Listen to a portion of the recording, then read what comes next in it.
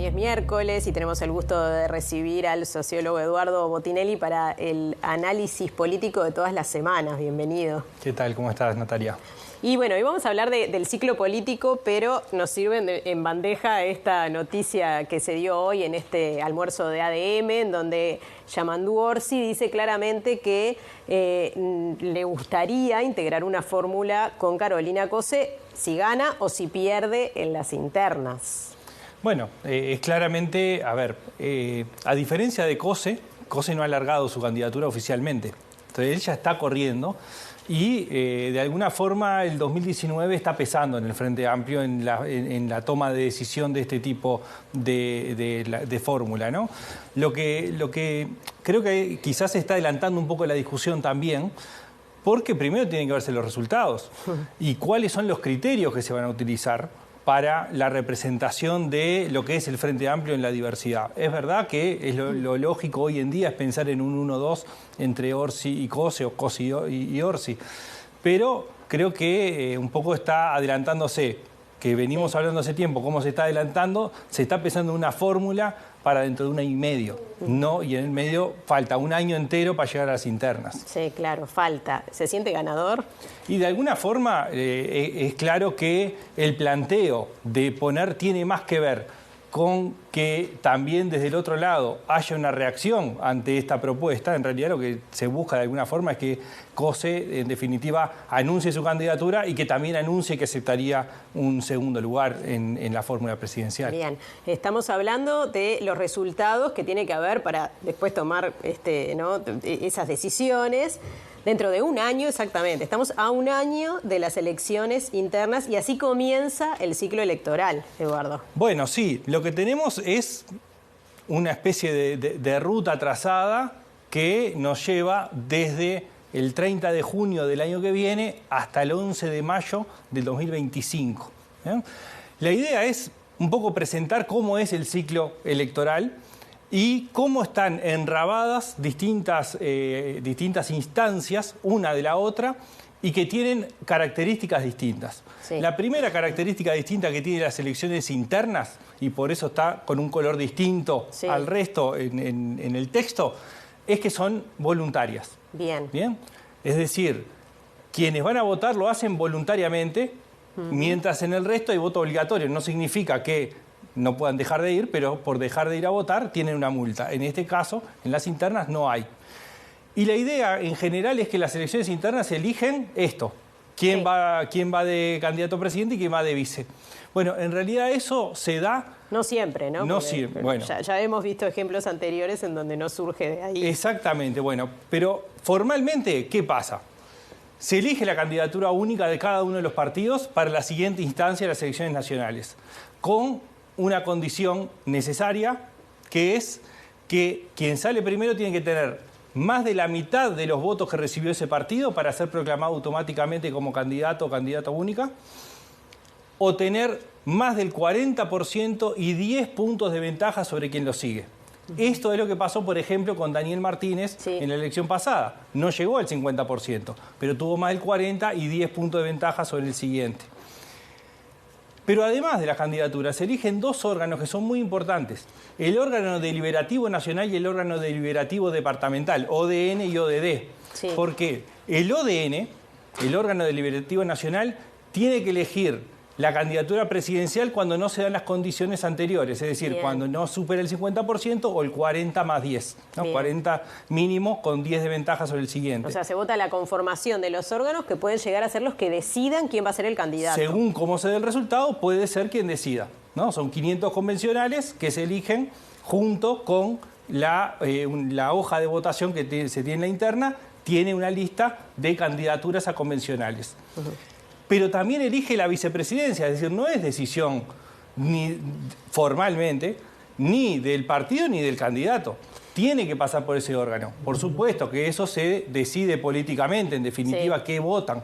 pero formalmente pasa por la ODN, es decir, el órgano deliberativo nacional. O sea que no por voluntarias son menos importantes esas elecciones, porque en realidad todo lo que viene después depende de eso. Exactamente. Todo lo que pasa en las internas tiene derivaciones en lo que pasa adelante, formalmente y políticamente. ¿Y por qué se tomó la decisión de que fuera voluntaria? Hay muchas críticas en ese sentido, ¿no? Bueno, si uno mira, incluso después vamos a seguir, las reglas son todas distintas en cada una de las instancias. Es como si no tuvieran, como si no fuera una ruta conductor. que pasa por todas. No hay un ellas. hilo conductor. Lo que hay, cada estación, digamos, tiene sus propias reglas, ¿no?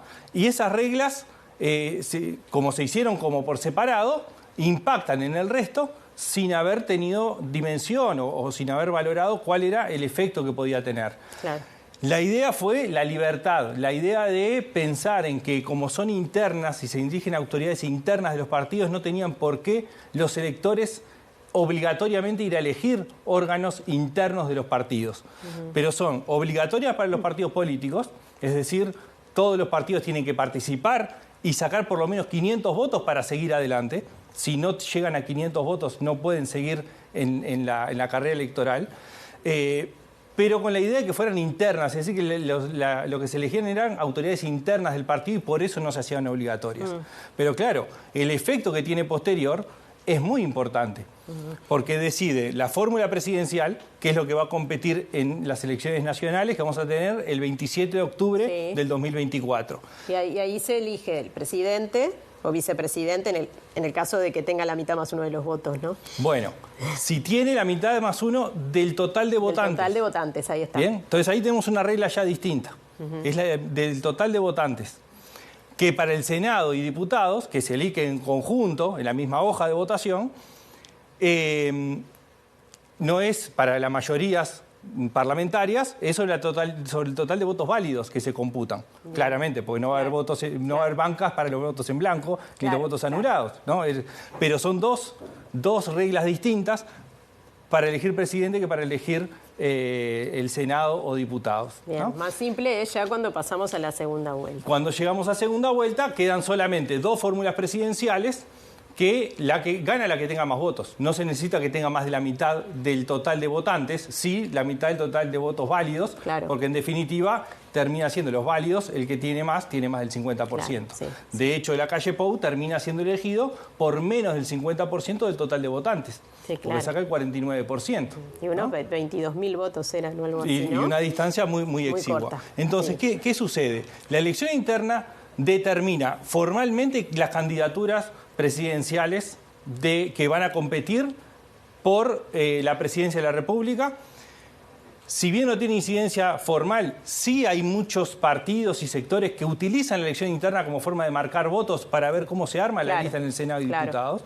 Entonces, la elección interna, que es de voto voluntario, termina incidiendo directamente en cómo se conforman las listas en algunos sectores, y tampoco es un caso formal, pero sí políticamente. Y termina en la segunda vuelta. Ahora, todo esto también lleva, además de esto de las reglas distintas, en que hay un proceso de personalización muy importante. Porque se parte de un conjunto de candidaturas que están compitiendo por una interna a candidaturas únicas, es decir, se pasa a ser a una referencia o una fórmula para representar todo un partido y que termina en 4 nombres, 2 o 4 nombres que deciden la presidencia, ¿no? Entonces, el efecto, digamos, es como un embudo que lo que hace es ir personalizando. Y el efecto también en el votante, por supuesto, no solamente en las internas de los partidos, sino después también en quien tiene que ejercer el voto, ¿no? Sí, claro, por supuesto. Sí, que muchas veces va por partido, pero después termina decidiendo por personas. Es más, la última instancia ni siquiera tiene los colores partidarios. Son 2 hojas que tienen los nombres de las personas que van a los puestos. Bueno, bien. Y después llegamos, ya mucho tiempo después, a las elecciones departamentales. Bueno, casi un año después de realizar las elecciones internas de voto voluntario, se realizan las elecciones departamentales y municipales, que tienen otras reglas.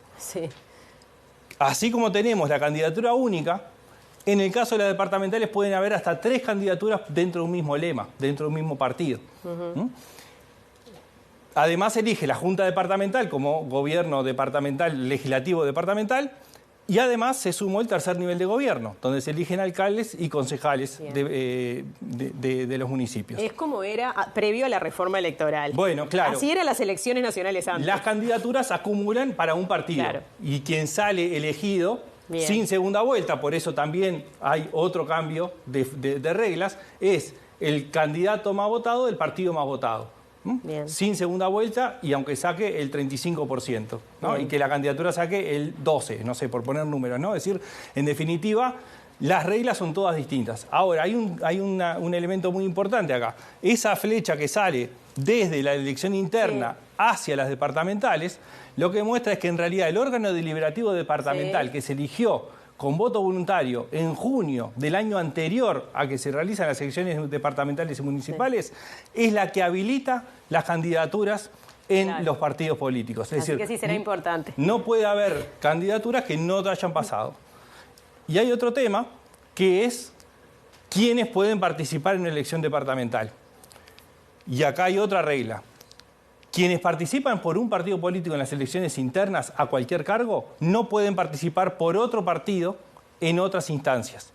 ¿Esto qué quiere decir? Si alguna alguna persona se presenta por un partido en la elección interna, no puede presentarse por otro partido en la elección municipal y departamental. Bien.